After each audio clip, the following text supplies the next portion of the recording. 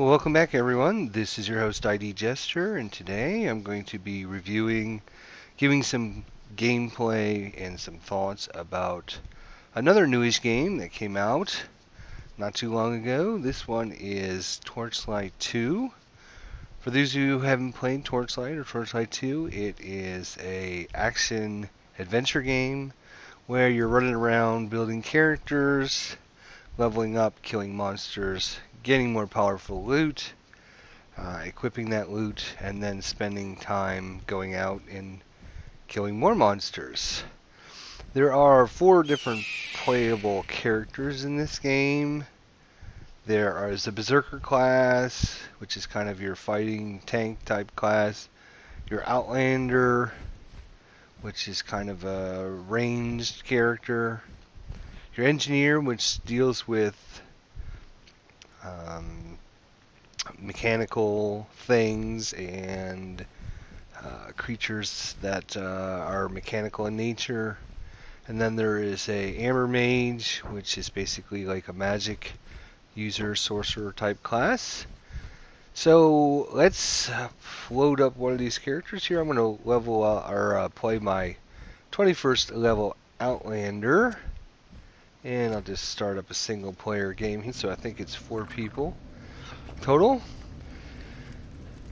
It's a top-down, similar to Diablo in its format there, where basically monsters will spawn throughout the maps. You're on quests, trying to complete the adventure, and trying to defeat whatever goals are set before you with different quests.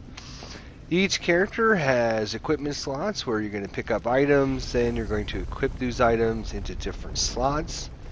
And some of the items actually have sockets, so you can put gems inside the sockets. Here you can see I have a helmet here that has a socket that hasn't been filled yet. Here we got one.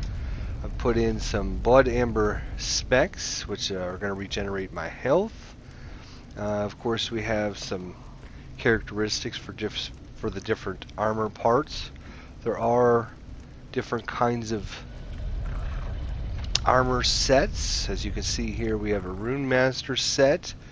Once you start getting several pieces of a set together, they're going to give you bonuses. You can see I have 2 pieces here of a Rune Master set. As you level up, you're going to also earn yourself some skill points that you can use to unlock different skills. All characters have 3 different tabs that have different varying skills in them. You can see here I've unlocked Rapid Fire, Rune Vault, and some of the other ones I haven't quite unlocked because I'm not high enough level yet. You can see some of these skills unlock at level 28, 35, and 42. Down at the bottom, you'll have passive skills, which are always in effect. The thing about the main skills are you can see each of them have 3 different tiers. Once you put 5 points into a tier level, they have unlocked some special ability for that tier. As you can see here, tier 1 bonus is going to give me errant shots are added every other shot. If I was to put another 5 points into this, my range is going to be extended to 12 meters. And of course, tier 3 would give me another bonus as well. The thing with the tiers is it's not like I can just put 5 single points into a skill. Some of the skill level for the skills don't unlock until you reach a certain level. So for example, Rapid Fire, I might be able to put my first point into it at level 5, but I might not be able to put my second point into it until level 10, and then maybe not put my third point into it until level, say, 13. That's just an example. So it kind of forces you to pick several skills that you want to focus in on, and that way you kind of are faceted. You have multiple skills that you're putting all your points into, as opposed to just putting all your points into one single skill. As you can see by the skills, there are quite a variety of different things. Here we have a glaive throwing, and this is kind of a more skill tree. It has different powers than, say, the warfare skill. And of course, the sigil skill, which does different things. Some of the classes have bonuses associated with certain kinds of weapons. And then you can see here, rapid fire. You need to have a bow, a crossbow, a shotgun, or a pistol. And kind of tells you what kind of weapon you need for that kind of skill. When you're leveling up, you're also going to be having different ability points or stat points that you can put into strength, dexterity, focus, and vitality. Strength is basically how much your weapon is going to do in damage. Dexterity is going to be your critical strike and dodging. Focus is basically your mana to spend on all your different skills. Vitality is basically your health. So the more points you put into them, the higher these abilities are, better chance you have, more damage, more critical, dodge chance, etc. It also comes into play with some of the items. If we look at some of these items, say these unique boots that I had found, you can see that they unlock at level 23. You can see that my character is only level 21, but if you have a certain skill set with stat points, you can unlock these your different equipment earlier. So in this case, I would need a strength of 18, dexterity of 50, vitality of 31, and I can then use that item whether I'm level 23 or not. And some of them also have a requirement for a class, so obviously these can only be worn by Outlander characters. The game is very similar to Diablo in that you're going to be running around fighting monsters, trying to kill them as quickly as possible, gather whatever items they drop. One of the cute and unusual things that this Torchlight 2 has, as opposed to some of the other action adventure games, is you actually have a familiar. In this case, I have a flying bird. With your familiar, you can actually name it. It levels up with you, and it can also be equipped with several items. You can't obviously put armor or weapons on this, your familiar, but you can put a collar and several different tags. They're special items for your pet. Your pets also have an inventory, so you can transfer items from yourself to your pet. And you'll see as I'm doing it here, just moving items over, and once I have items, enough items that I feel is necessary, I can click the button to send my pet to town, so it'll travel back to town, be gone for several minutes, and then come back, and it'll sell all those items, so I don't need to keep traveling back to town when my inventory fills up. The other interesting thing that you can do is actually have your pet buy items for you while it's in town. Unfortunately, the only items you can have it buy are potions of different sizes, your identify scrolls, your waypoint scrolls, dynamite for fishing, and I think that's about all the items you can actually have them buy. And you can buy numerous of them back and forth. Speaking of fish and dynamite, there are special locations within the map. Oh, I don't actually have any right now. I can't actually show you them. But there are locations that you can actually fish. While you're fishing, you might find special fish that you can transmute your familiar into a certain kind of other animal, sort of like a spider or a war beast or some other kind of creature. And it transforms your familiar into that for a set amount of time, either 5 minutes or 15 minutes. And you'll be able to use whatever special powers that come with that kind of creature, which is kind of cool. So if you're looking for a creature that might be able to stun enemies or poison them or stuff like that, you could feed your fish to your familiar, and he would transmute into that for a certain amount of time. So the familiars are a very welcome addition to this genre of game. It helps you focus in on what you're there to do, and that's to hunt down the enemies, complete the quests, and get all the good loot. Each of the different character classes plays slightly different, so they have different abilities. It's not just a rehash with a different skin. There are a lot of different abilities and different special cool things that you can do, so that your character is not going to be like all the other character classes. Unfortunately, even among classes, there is a lot of different powers, so that your character that's an Outlander might be different than somebody else's character that's an Outlander, which is really cool. You can see I'm level 21. I've unlocked this Chaos Burst, which is basically going to ricochet my projectile around. I've also unlocked this Cursed Daggers. I haven't put actually any skill points into those yet. I spent time putting my skill points in other stats. So you might play with another Outlander online and think, oh no, my Outlander, he's an Outlander, we're gonna be fighting over the same stuff, we're gonna have the same powers and stuff. And that's not really the case, because you try to focus in on a couple main skills that you're gonna use, and with your skill points you're gonna put those into that ability. And when you start trying to level up to your different tiers, you don't have enough skill points to actually put them into all your different skills. So you got to kind of pick and choose which one of the skills you're going to use. Here I got a Shadow Shot, which is going to give me have my ammunition turn into a Seeking Bullet, and you know, there might be several other Outlanders that you play online with, and they might not have any ability to do that. They might have put their skills into, say, oh, I don't know, maybe they put them into this hexing, where you can hex an enemy creature. So even though there's only 4 character classes, each of the character classes has many different skills, so you can build your characters different ways and have totally different characters.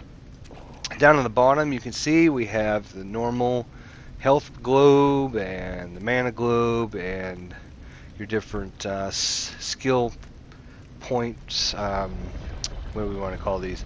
We call these abilities, where you can match them to a certain number, so I can quickly switch between, you know, using one power and switch into a different power, and quickly and easily do that. These are customizable, so you can choose.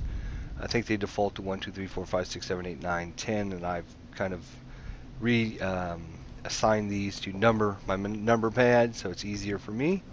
So let's show you some gameplay footage here. Whoop, let's see what we're doing here. Whoop.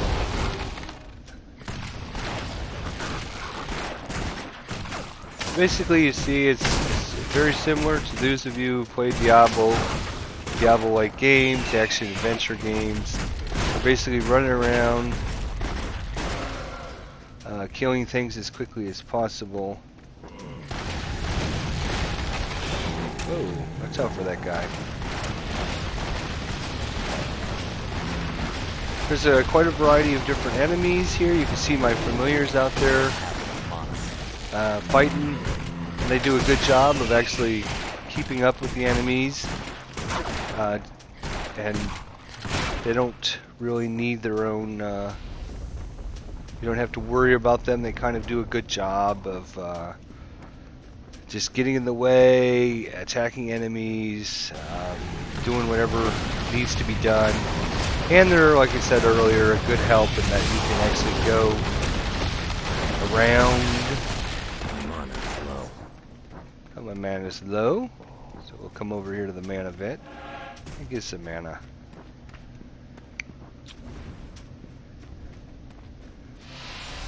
The story is kind of interesting. See, I killed these guys with my glaive, my weapon that I throw out. The story is kind of interesting. Do have lots of interesting quests to go on. This game is... Oh, let's get out of there. There we go. Oh, we'll get to this guy in just a second here. There's a chest, a mana vault. There are different levels of loot. This guy here is actually a transmuter, or I'm sorry, he's the enchanter. He's the enchanter. Cool thing is you can actually take your items, say this pair of pants here, and for certain gold cost you can actually put a random enchantment on it. You can see that if we look at my chest armor here, it already has 2 enchantments. 5% increase the amount of gold I find, 2% increase the amount of experience I gained.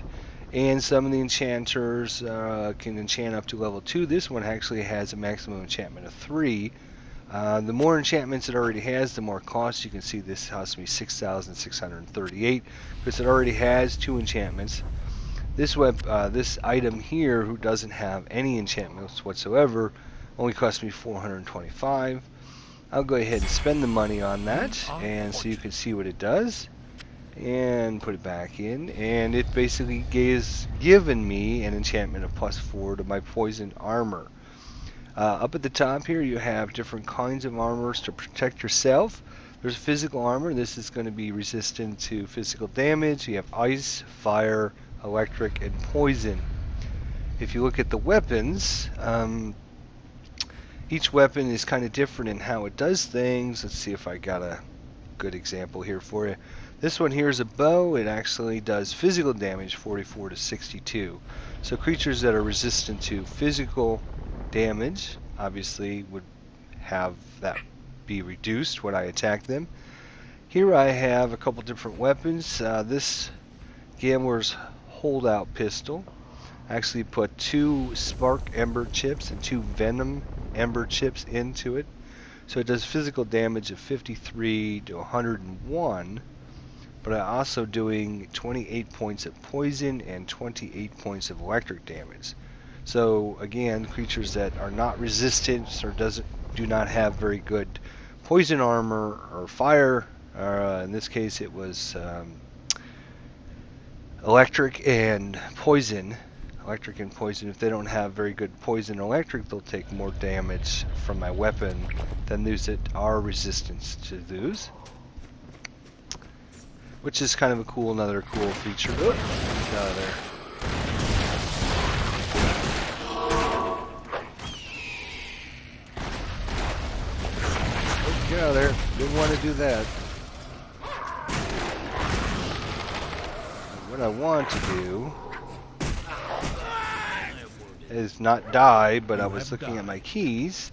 When you do die, this gives you a good example. You can either resurrect in town and you don't lose anything, or you can resurrect at the entrance to this area, but you lose a certain amount of gold based upon how much gold you have. I'm not sure what the percentage is, but it's a percentage of your total amount of gold, which kind of is a good thing because it forces you not to just like hoard all your gold, because if you die, then you can lose a lot of gold. I had another character that had 100,000 gold pieces, and when he died, I was losing 10,000 gold pieces at a time. So you want to spend your money and not hoard it all, because if you die, it'll be a great cost. In this case, I only have 7,000, so it's going to cost me 802 gold. But I'll go ahead and resurrect back up here. And I'm just starting back at the entrance, which is kind of another good option. If you're playing with friends online, you can resurrect in town, buy some items or potions or whatever you might need. Ouch! That guy is not very nice.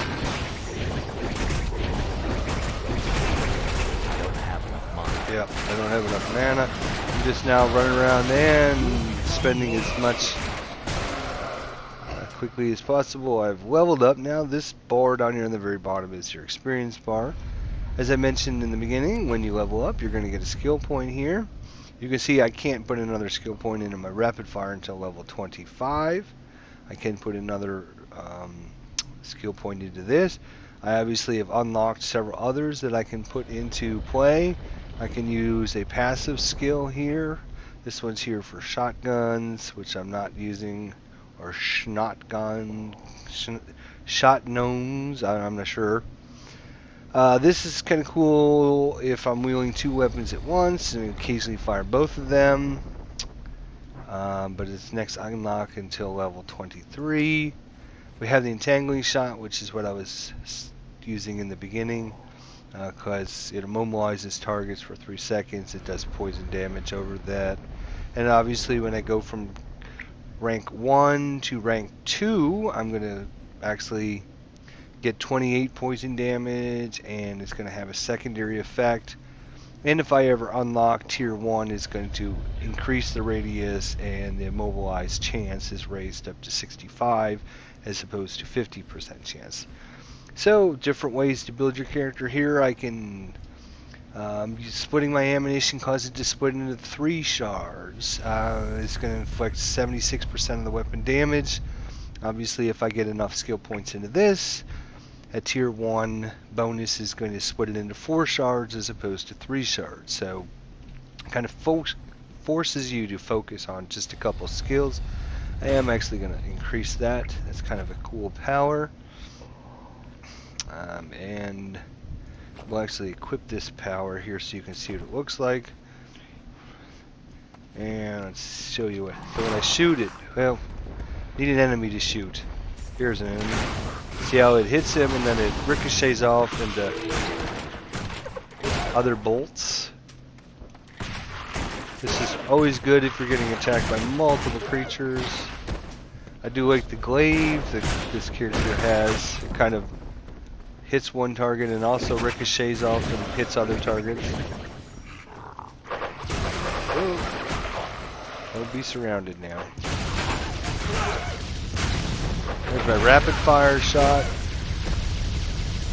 which just lets me take a normal attack really fast, one right after the other.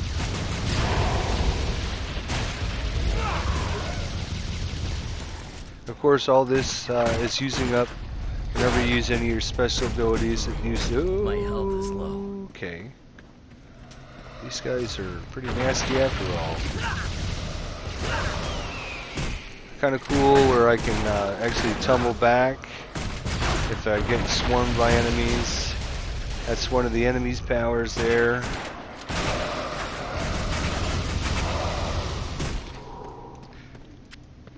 Oh, killed that guy while we got a chance here. Okay.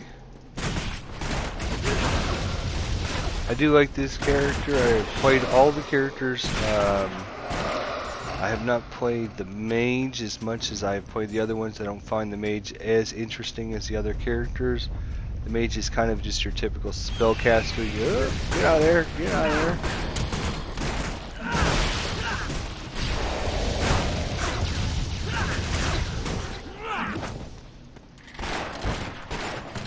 So lots of different strategies you can build your characters towards. And you can see they're dropping items and gold and different things. Oh, when we leveled up we forgot to do something, didn't we? So let's do that now. Oh, can't do that yet. Let's kill these guys. Alright. This is a special charge bar, and each of the character classes has a different kind of charge bar and gives different bonuses to each of the characters when their charge bar is full. In this case I get extra speed, dodge chance, critical chance, and extra casting speed. Obviously the higher my charge bar, the more bonus I get. You can see that my bonuses are going down at this point. Also when you level up, you have character stat points that you can use to increase some of your stats. You have 5 stat points per level, and you just simply decide what to put your stat points into, and you're done. And we can move on. So it's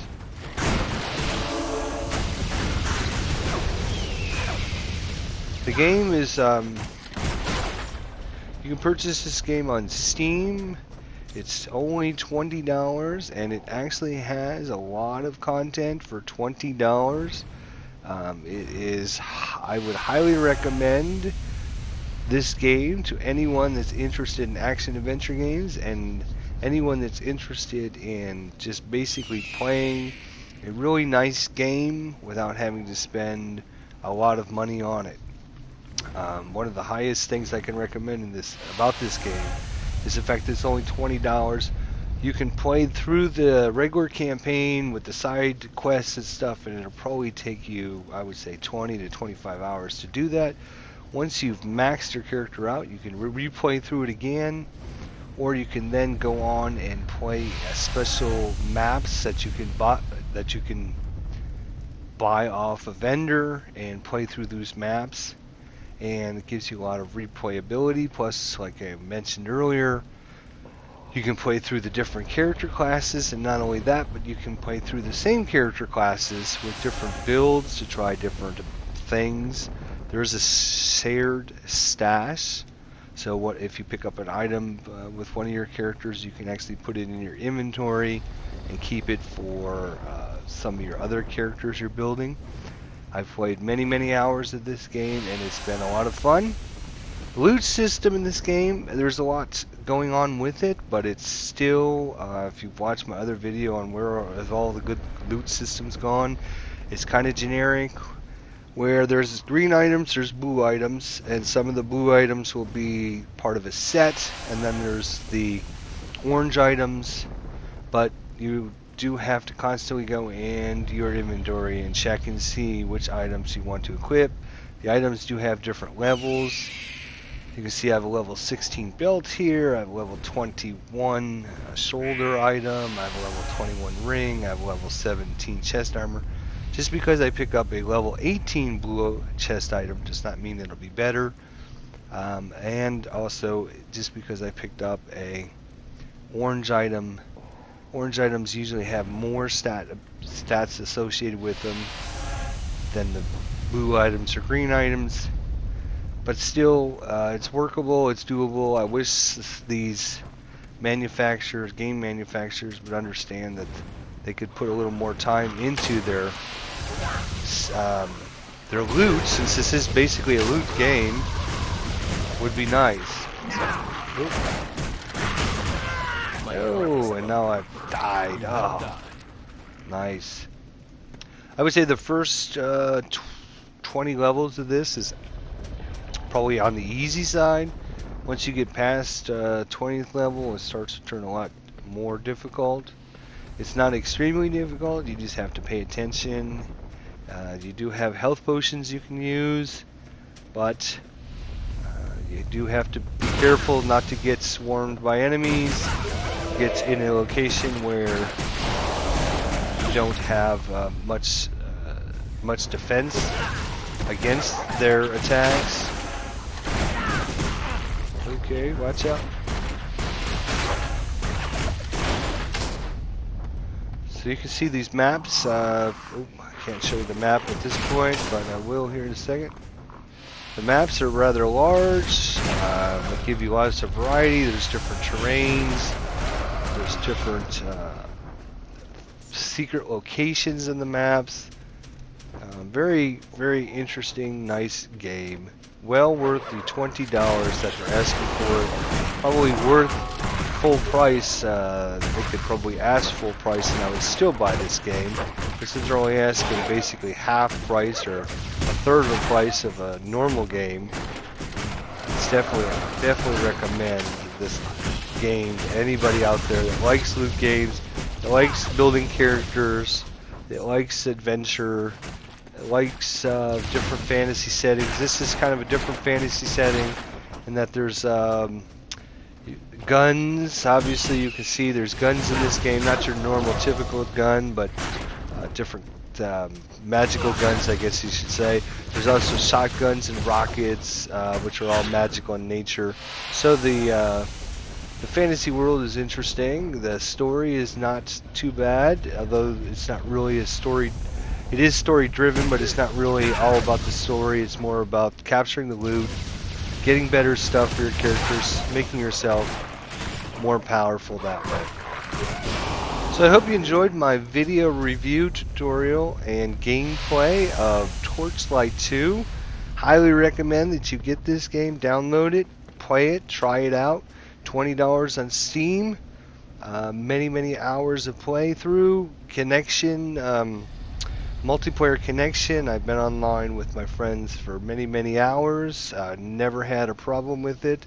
So well designed, well done, very reasonably priced, and lots of gameplay, lots of strategy, lots of different character builds. I could see you playing this for several years and being happy with it, and I would recommend this game to anyone.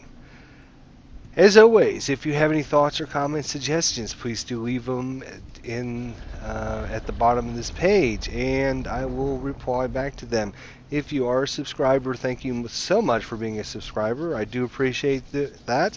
If you're not a subscriber, please do subscribe and thumbs up and let me know if you enjoyed this video. I'm currently in the process of doing an XCOM replay, let's play through, but I would also be interested if people are interested in doing a Torchlight playthrough, if people want to see more of this in action.